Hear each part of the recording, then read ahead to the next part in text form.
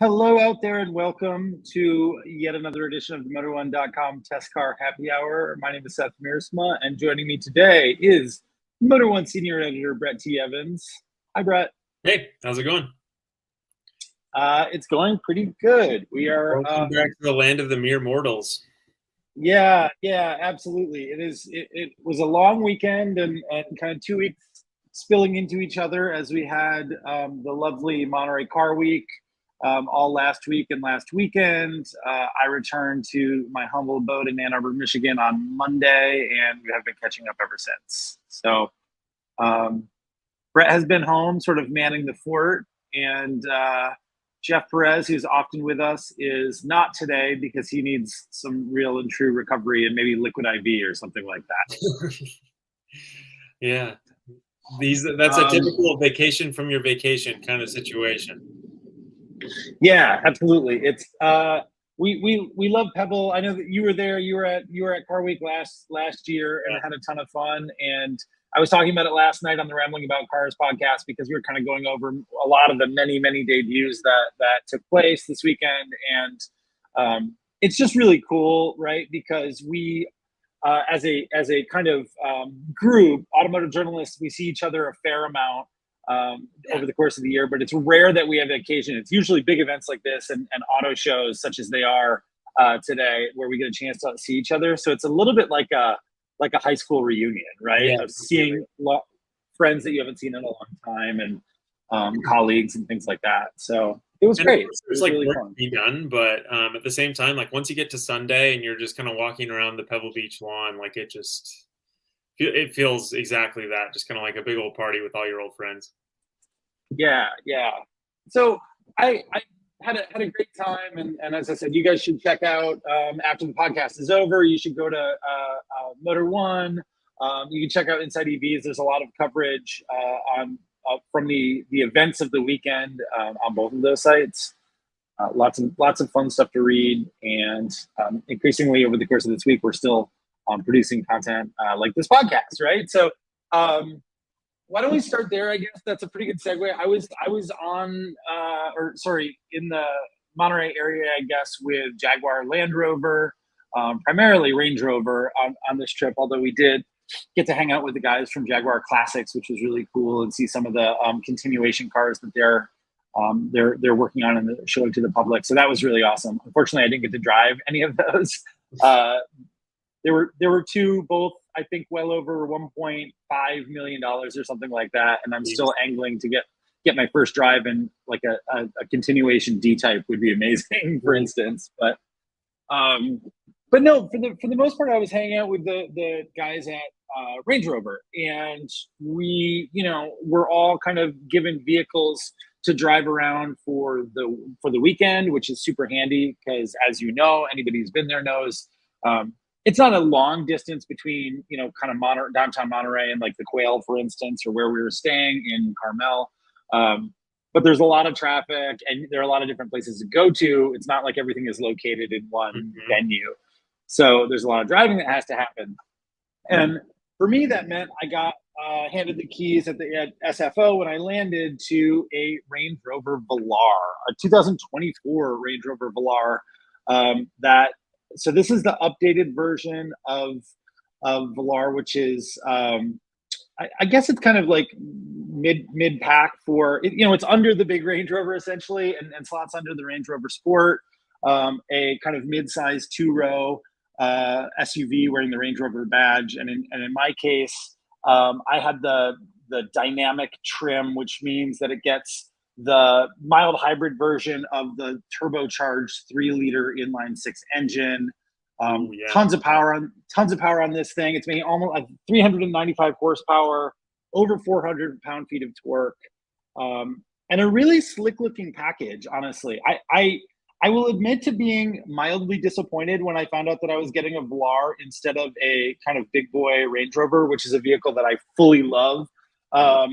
To drive around, just because of the kind of swag factor at a really fancy event like Pebble Beach and the Quail. But Dude, this thing is great to drive. This thing has all of the DNA, especially when you're kind of on the highway. When I'm on one, like cruising to get to Monterey, it is just like a real pleasure to drive at 70, 80 miles an hour, with the stereo going and just sort of nothing else interrupting my life as I'm doing Yeah. it.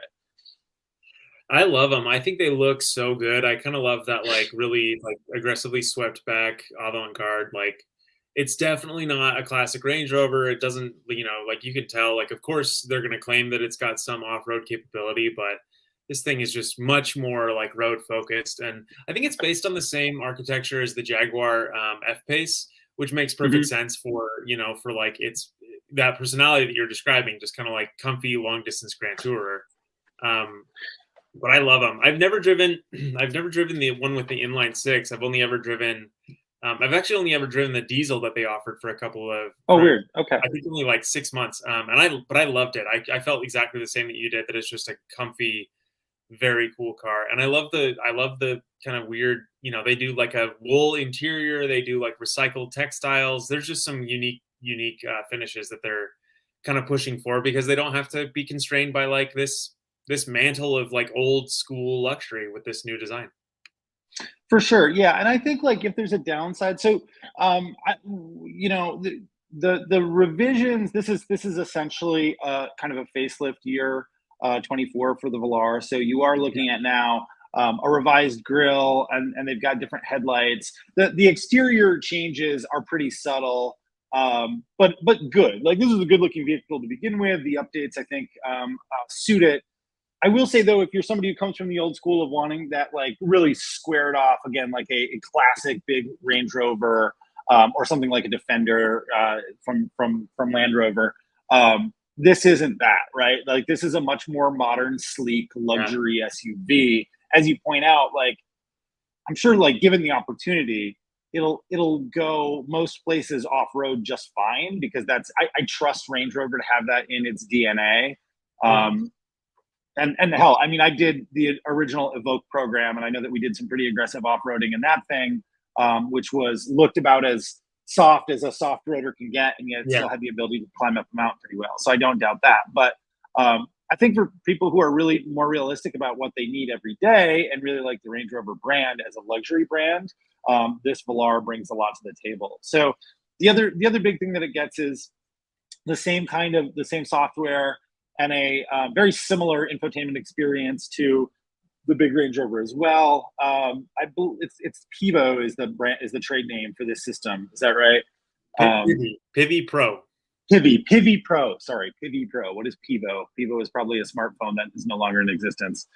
Um, like the screen itself was really beautiful. It was an interesting test because I didn't have great data service to my phone a lot of the time that I was out in Monterey. We were driving, we did one drive out kind of to get coffee on a day when we had a later morning.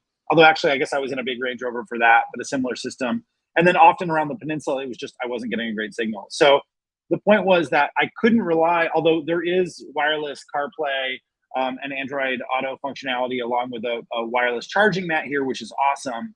I couldn't always rely on my phone to get service in the car. So I was kind of forced to use the baked in navigation, which typically, unless I'm doing a full test and really want to understand that system or it's new, I don't do, right?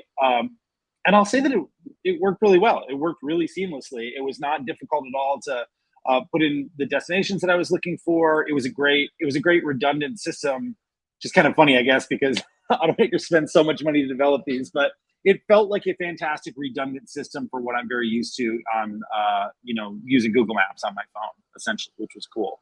I think like especially now that like Internet of Things is so omnipresent. I think that a lot of like embedded systems in cars are like much better than they used to be. It used to literally just be like a map that was uploaded to the car's hard drive, if even that, and it was Right. out of date, or it was like obviously like didn't take traffic into account and stuff like that.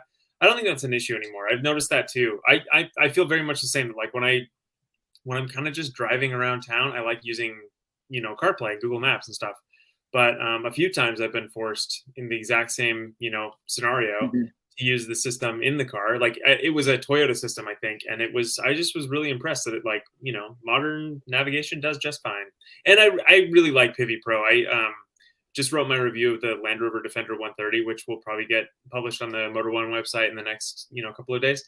And it has the same system, and I really, really liked it. I think it is a huge upgrade for sure from their old system, and probably one of the better luxury car infotainments out there. Yeah, all the way around, I was impressed with it. It had one thing that I've just come to expect now from anything wearing a Range Rover badge, which is just a totally killer sound system too. Yeah. Really, really enjoyed that. And again, like, because of the way that I use it, it's actually like fairly similar to what I do at home, which is driving shorter distances, but being in the car a lot because I was in traffic, right? So at home, it's a little bit more like I'm waiting for drop off and pick up of kids and things like that. But still, you're sitting in the car, not moving a lot. That's an experience that I think a lot of us share, and we don't really talk about or write about a lot because we're so interested in driving the vehicle. But yeah, when you're just sitting there, when you're stuck in traffic, having really comfortable seats, like good visibility so that if anything weird is happening, you can catch in your peripheral, and then just an awesome audio system with an easy interface, I think those are pretty underrated things that we need to use every day, right?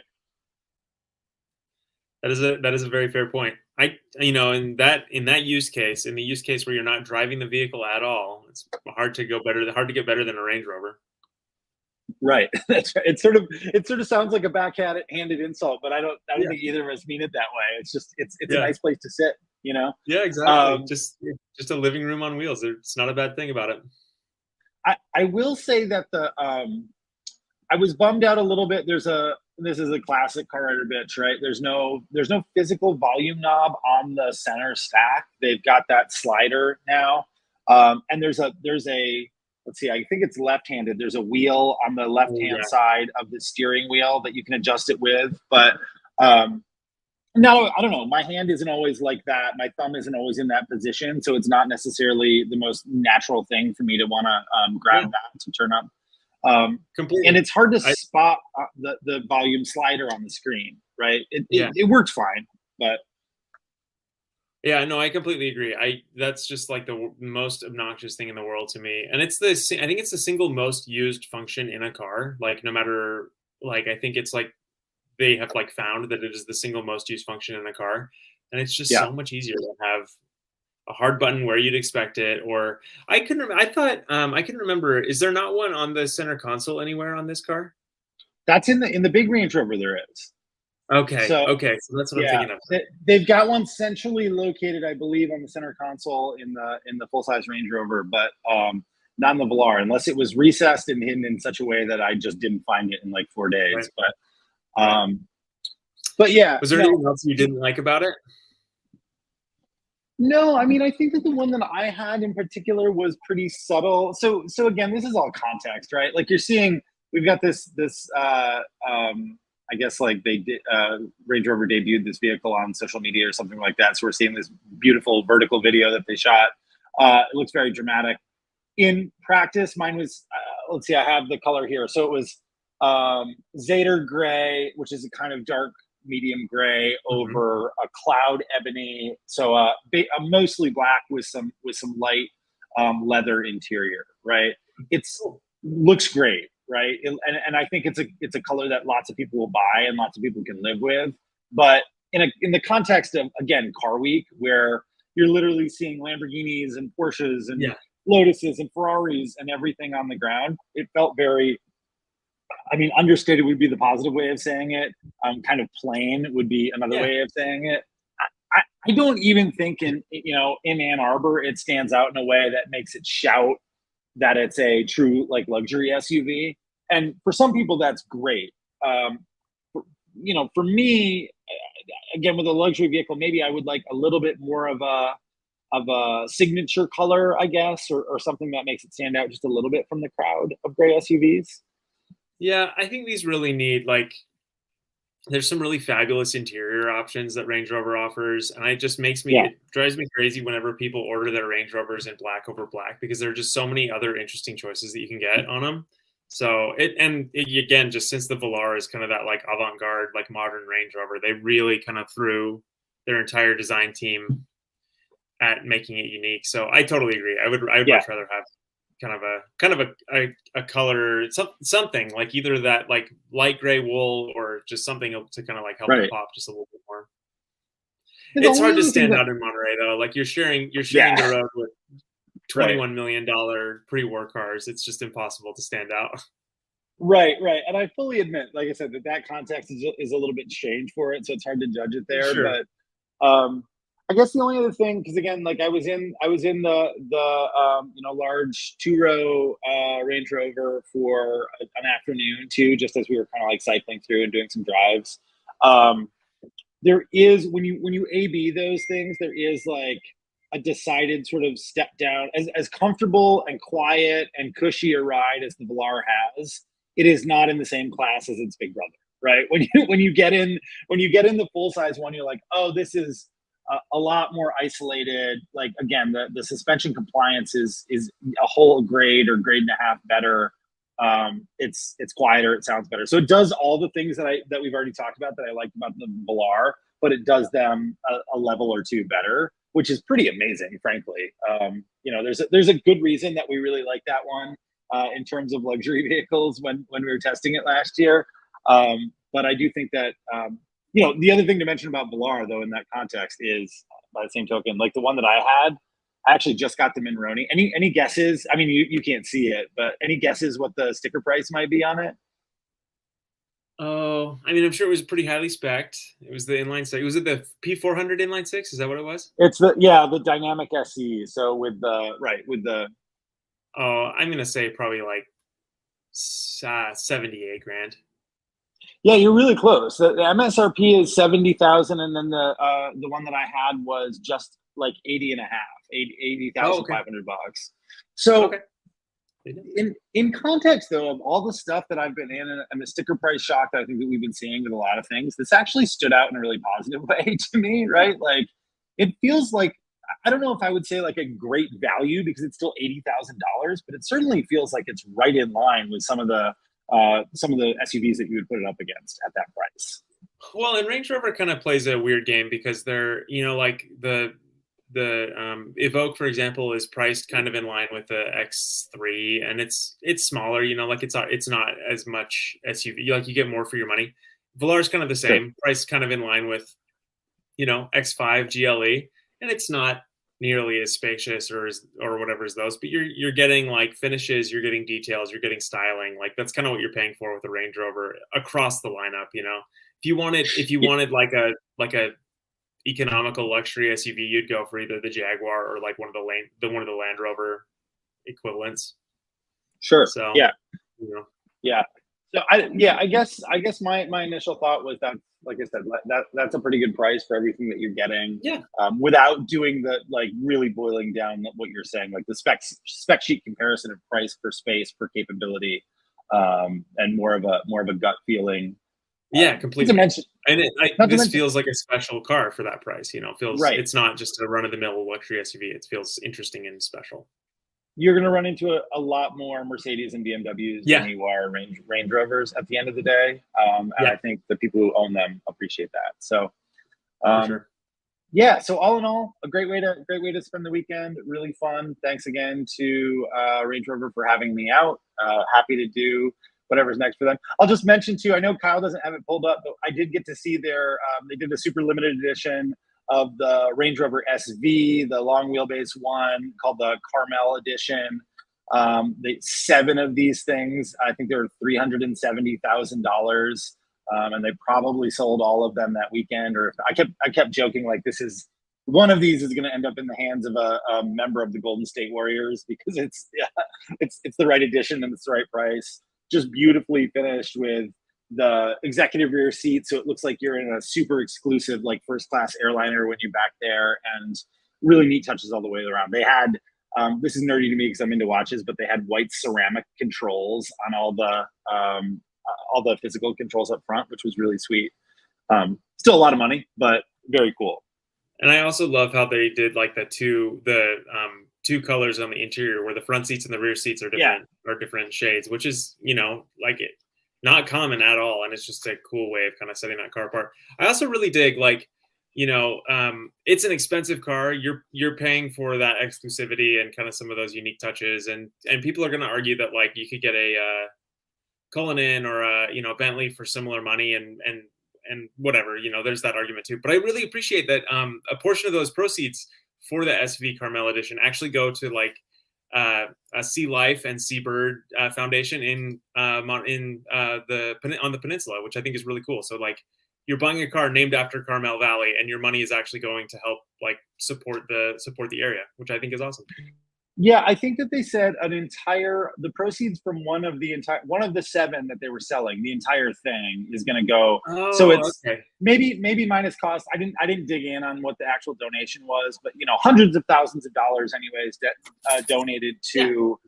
Yeah. And I should have it pulled up, but I don't. I wasn't prepped for this. And it's funny because the Range Rover guys all kept tripping over it too. It is some Monterey-based Sea Life association. So very cool there, and I agree. It's great sort of alignment with a lot of the values there. So cool. All right. Well, listen. Let's talk. Let's go. I don't want to say down. Well, definitely down market, but maybe a very different kind of off-roady SUV that you were in last week.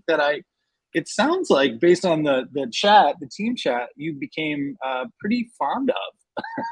Yeah, man. I was not expecting it, but I got booked in a 2023 Toyota 4Runner 40th anniversary edition.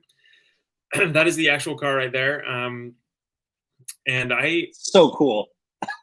It is. Listen, it is like that's just what it is. Like I can't tell you like I can't make a convincing argument as to why I liked this truck as much as I did, but I just really enjoyed it, man. It was just really fun. It's so incredibly dated. I was laughing. I was doing some research for the story. In 2017, you yourself wrote an article that called it charmingly anachronistic. In 2017, you were calling it an anachronism. 6 years later, it's the same basic car. And no major changes. I mean, like the styling is a little bit different. It now has Apple CarPlay and like some active safety features. It's still not fully equipped on the safety front because it doesn't have lane centering or lane departure prevention. But you know, there's at least something going on. It's so dated, but I just like pretty much the moment I sat down and I got the seat where I wanted it, and I lowered the drop down rear window and I started drove away. I just was like, oh.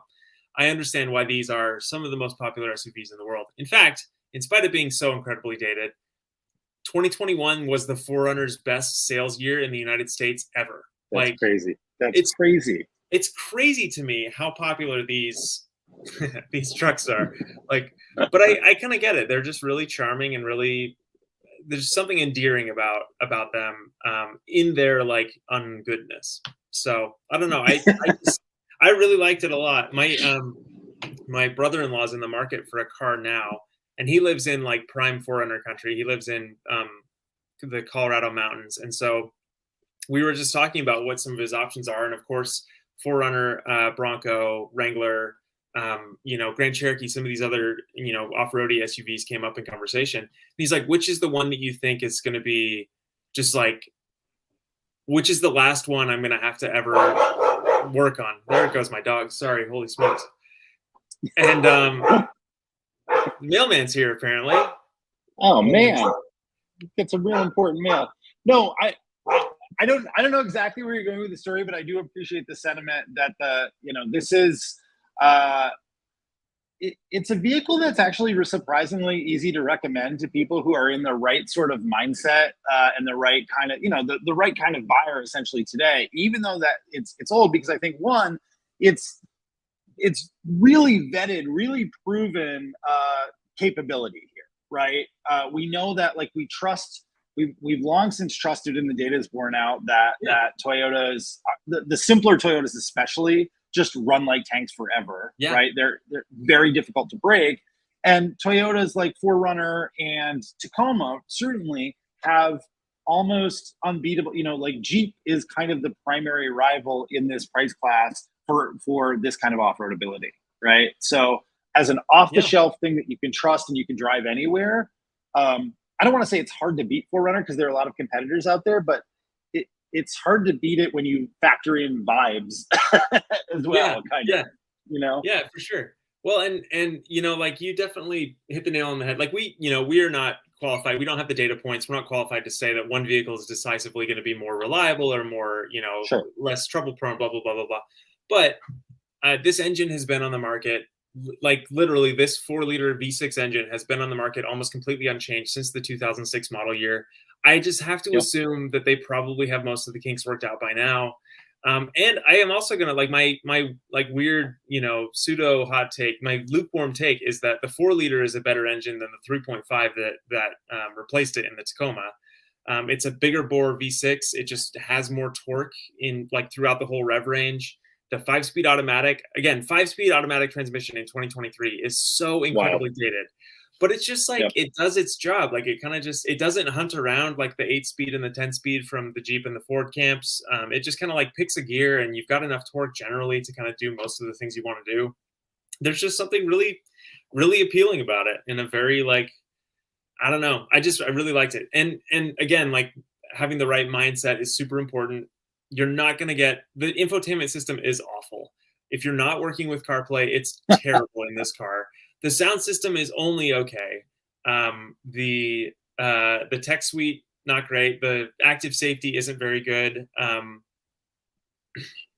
This is also a great point. You don't earn $2023 for a 2009 product. This one that I drove was $49,000. That will get you a really nice Bronco Big Bend with like a 4-door Bronco Big Bend that's going to have a lot more features.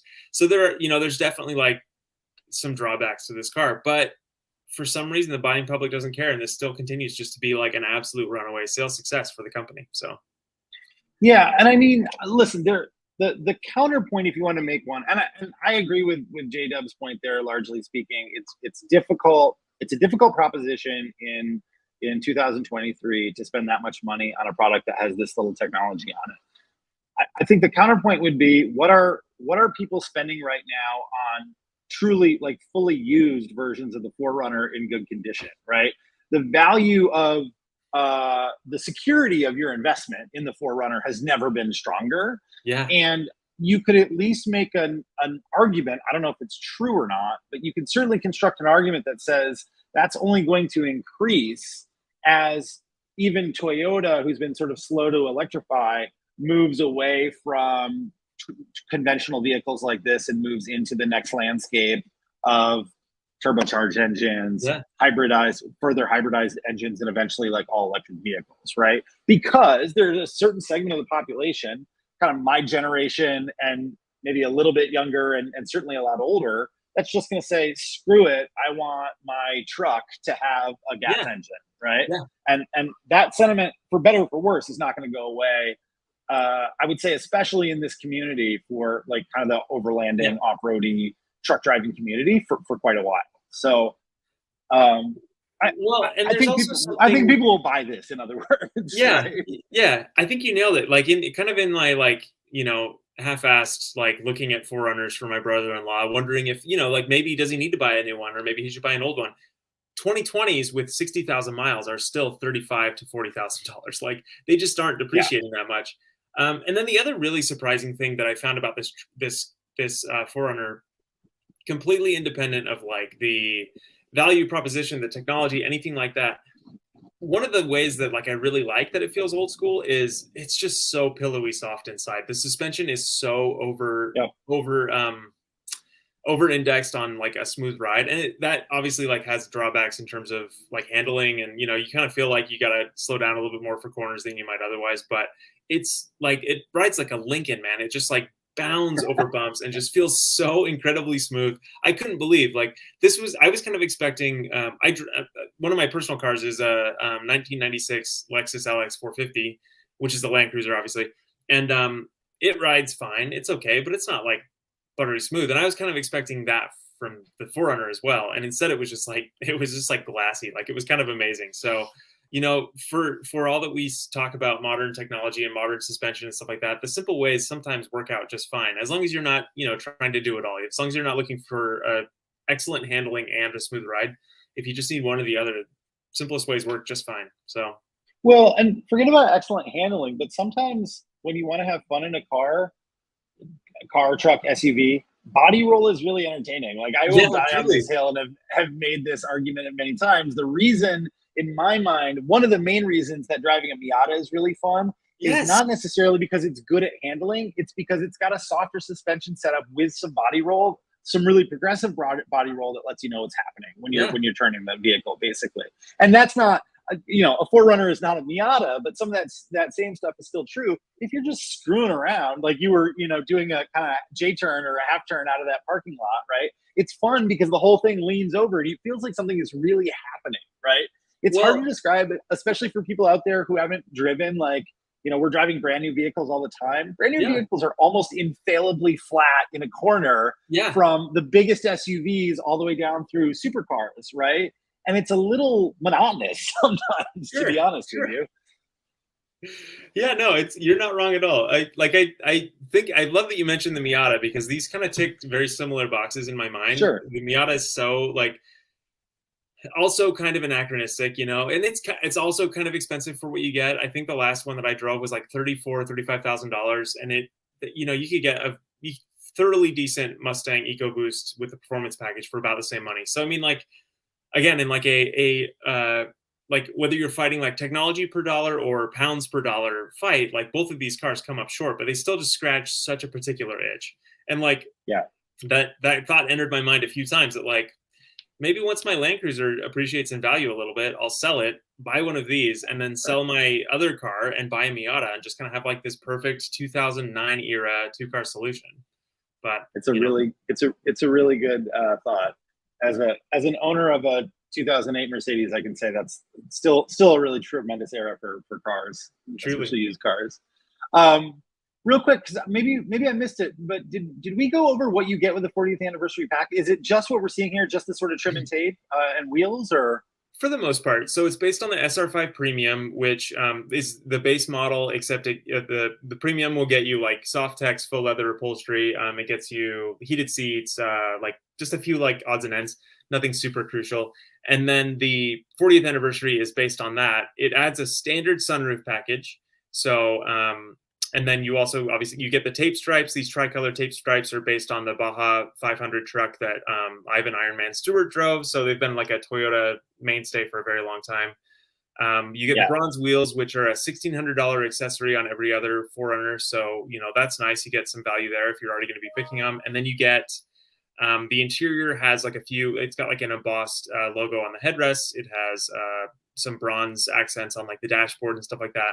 So, it's mostly literally kind of a paint and tape package. But in terms of like, if you're already going to be getting the bronze wheels and the sunroof, you're also getting the added cool styling if you go for the 40th and you're not spending any more money. So kind of a weird, it's more of like a package than a trim level, but I kind of dig it. And I really like the way it looks.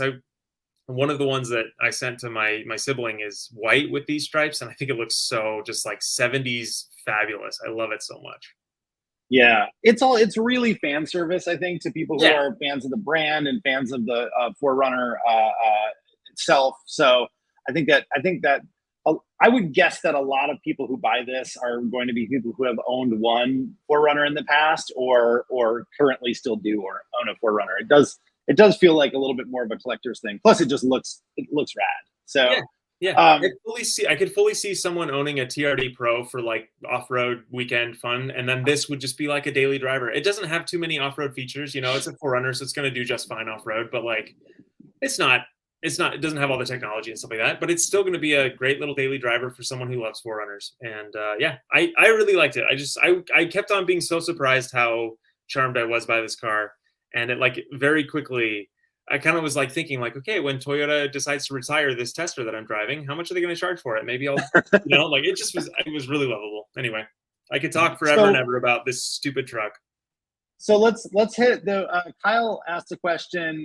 Producer Kyle asked a question a little bit earlier, and I want to hit this one because it's something that I've actually had lots of people in my life ask.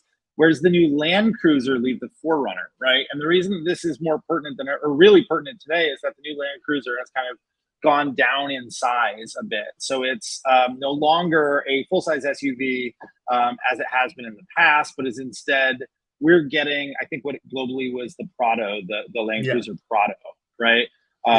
So there's more overlap with 4Runner.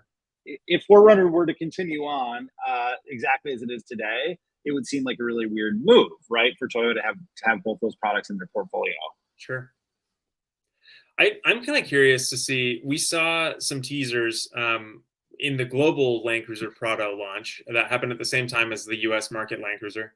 We saw some teasers of a weird little, looked like a two-door SUV.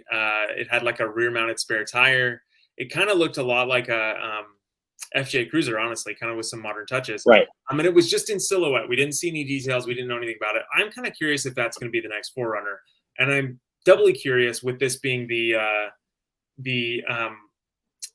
this being like the 40th anniversary of 4Runner, if they're kind of drumming up some retro anticipation for a downsize, maybe cheaper, maybe a little bit more rugged 4Runner to compete directly with Bronco and Wrangler. Something maybe like, I don't know if it would have the removable half cab or anything like that, but just kind of something a little more aggressive.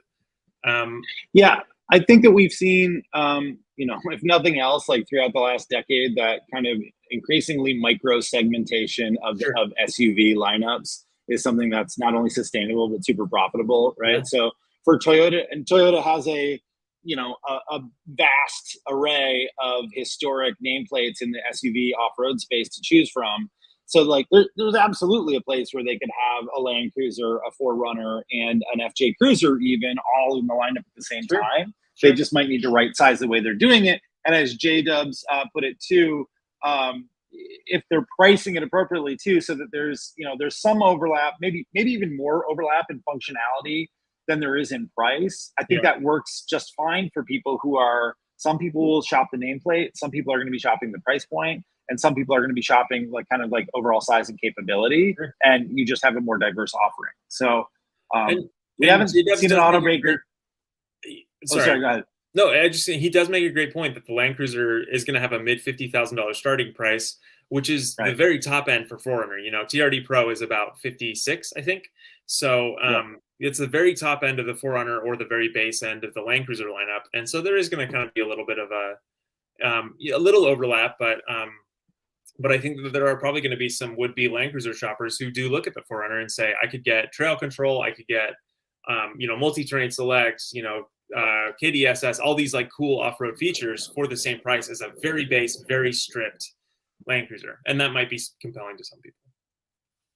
Yeah, I trust Toyota. I mean, listen, not always, but in this space, I think everybody's got their best foot forward in terms of what they're doing for SUVs in the U.S. right now, especially in this kind of like traditional market, but also still blooming market in terms of off-road, overlanding, stuff like that. So, super cool. I want to drive it. I would love to have one more shot at a 4Runner, although I probably, like as you referenced, I probably said something like that 6 years ago about it being likely the last time that I was going to drive a 4Runner.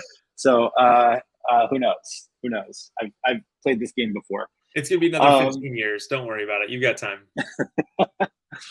All right. Well, we've got one more sort of throwback nameplate that is now new. Obviously, the Acura Integra came out. Was revealed 2 years ago now, and then like kind of really fully hit last year, and then this year we got this guy, the Integra Type S, which Brett, I know you and I, now that I've driven it, like I know that you are already kind of a huge fan of this vehicle, really like the Integra, the base Integra too. I love both of them, but having now spent a couple of days in the Type S, this absolutely feels like one of the better sports cars that you can get right now. Certainly one of the better front drive sports cars you can get. So we've got 320 horsepower in this car. We've got, like praise Jesus, a beautiful 6-speed manual transmission in the car, a really nice interior, an awesome engine note as we're looking at the slightly weird 3 tailpipe finishers there. I think this car looks great too. I think it looks better with the more aggressive sort of aero package than does the standard Integra. It's a hatchback. It's got a really roomy cabin. I I don't know what there is to pick apart about this car, to be honest. Unless you just want to bag on it for being front wheel drive. That would be the one thing that a lot of people might not like in this space. That's kind of the place where I ended it out too after my drive was, I mean, if you like really, really, really need the bragging power of all-wheel drive, go for a Golf R. But Yeah, the other issue that I had was I drove the Corolla Morizo edition a couple of weeks ago, and sure. is roughly the same price as the Integra Type S. And obviously, the Morizo is a much harder core vehicle, like designed to be used on a track more than on the road. You know, like much, much, much harder core. I was really surprised though that like when I looked at the Morizo and enjoyed driving it so much, I was really surprised that like a GR Corolla is, you know, like a core or a circuit is only a $40,000 proposition, and that's pretty compelling to me compared to a Yeah, $50,000 ITS. But no, I agree. Like, I think it looks. I love the. I didn't think I was going to when I saw like the prototype or the first press right. images, but like the fender flares that look almost tacked on. They're not like faired into the sheet metal. I think they look so good. I think they're so like aggressive and compelling. It's a great car. I love it. Yeah, I really dig it. I think that like if the small stuff as we're sort of looking at, I didn't do it in this video, but it's got rev matching on the manual transmission that's turned on. I know that you can turn it off through the infotainment system, and I know that it's a bunch of steps to turn off. And I can't say I should have this if I'm going to complain about it. I should know this now, but I don't know if you can turn it off and have it stay turned off when you turn the car back on, like if it's in a profile setting or something like that. But that'll be. I can report back on that if anybody is interested.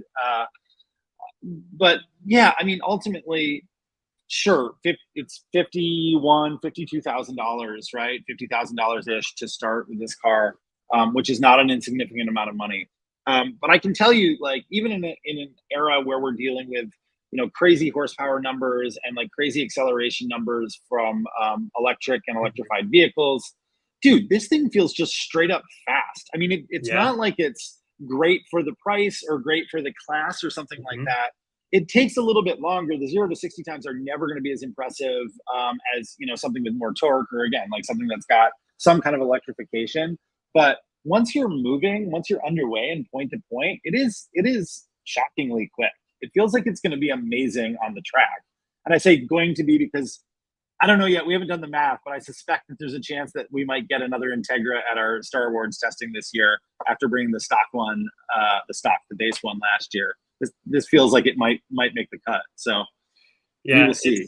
it's just heckin' brilliant, man. I totally agree. And the thing that I loved about the thing that I love about the standard Integra, and that I love just as much about the Type S, is for being a front drive car. No, I'm not even going to qualify it. It's got incredible amounts of grip, like throttling Yep. out of a corner. Like, it's incredible the amount of power that it puts down.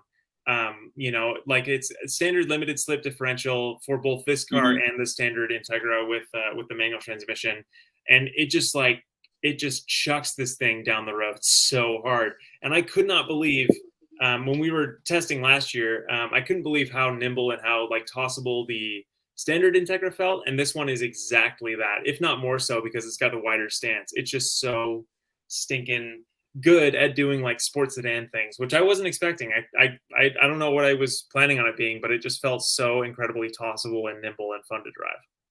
Yeah, but it also is more than, I mean, listen, 100. So it's 120 more horsepower than Yeah. the standard car, and like, you can make I think it looks better, but somebody might make the argument that it doesn't, that they don't like it as much. I think that it comes together way more than just added power in Yeah. this car too. It feels just like a much more complete, much more polished and advanced sports sedan than does the Integra, which we all agree is excellent, especially at its price point, right? Yeah. It's a huge value at the standard car at its price point. I think that you could probably make the argument for this one, and it is why I'm excited about the potential, at least, of driving this head to head Yeah. with other things that are close in price.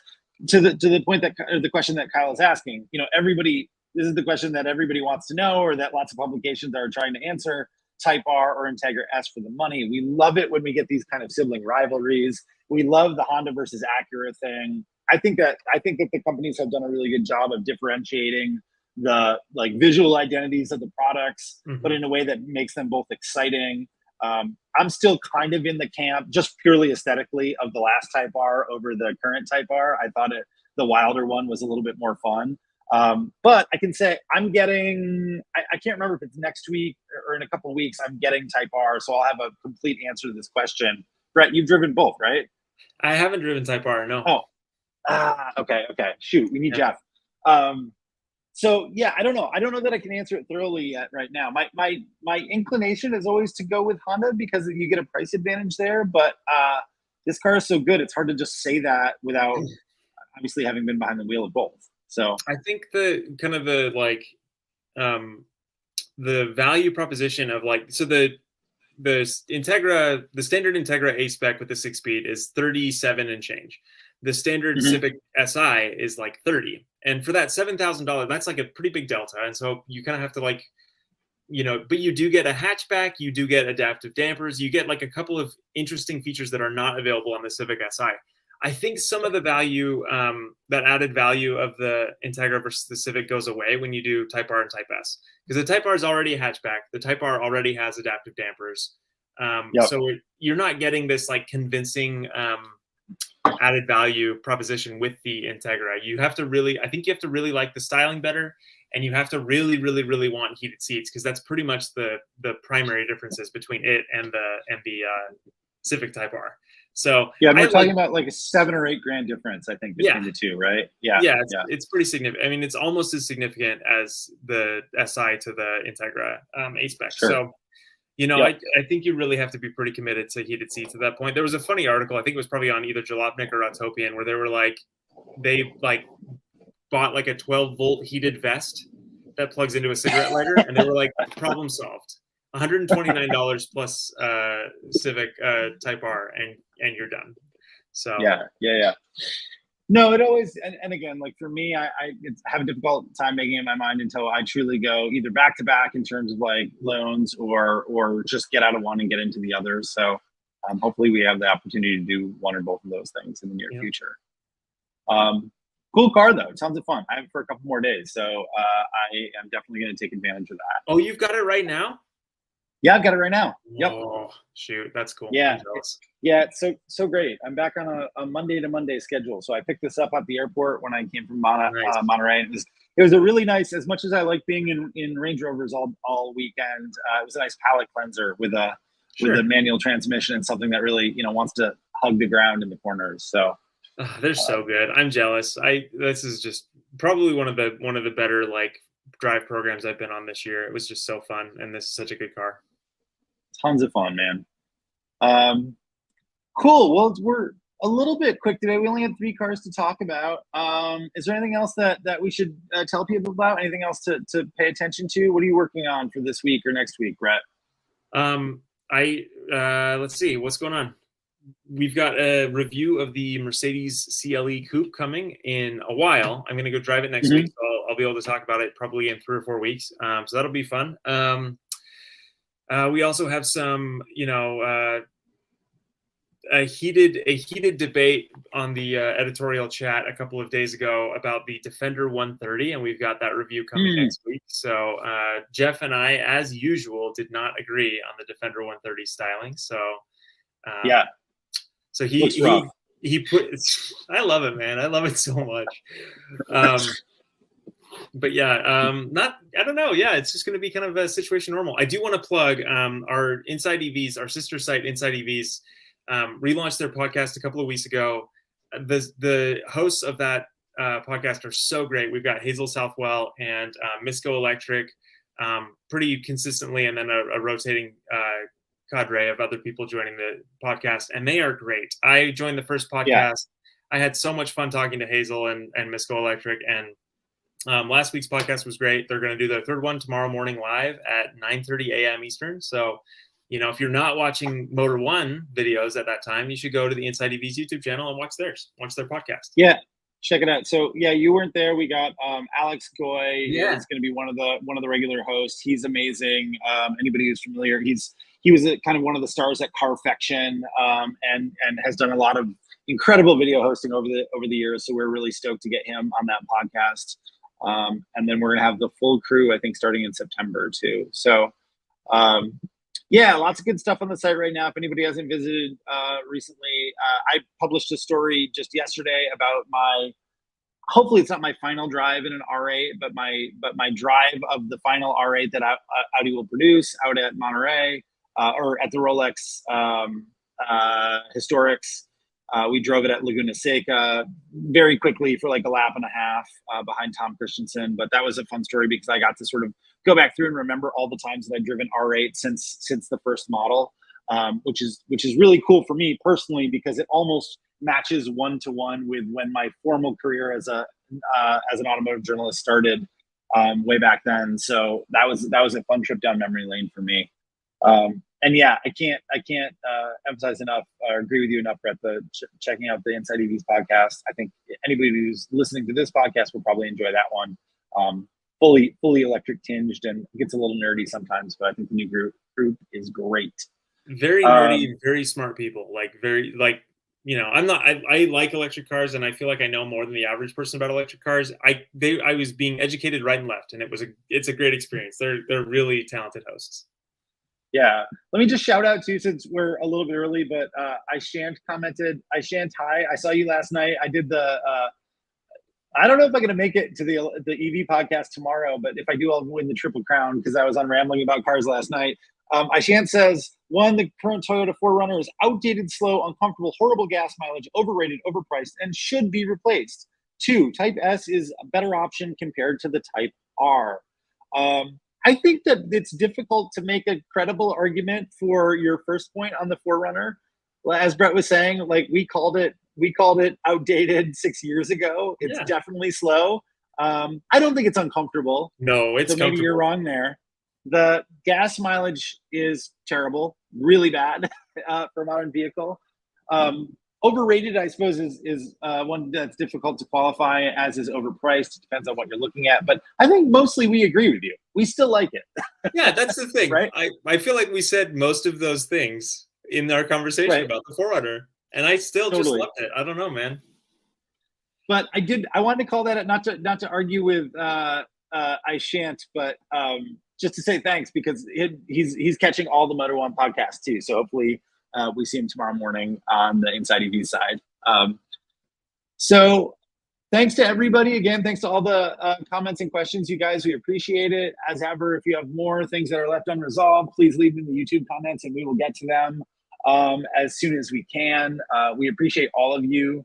Come back next week. We're going to be doing this again at 2:30 Eastern, 11:30 Pacific every Thursday. Most Thursdays. This one's a little bit more. The guys on this podcast travel a lot, so you'll accept our apologies if we're not unable to pull it together every week. If there's anything that you guys specifically want to talk about, or something that maybe we can work on driving, or we can pull out our impressions from the past, we'd love to do that too. So go ahead and leave any of those suggestions in the comments as well. But until then, thank you so much. Brett, great talking to you again. Yeah, you too. Welcome back. Thank you.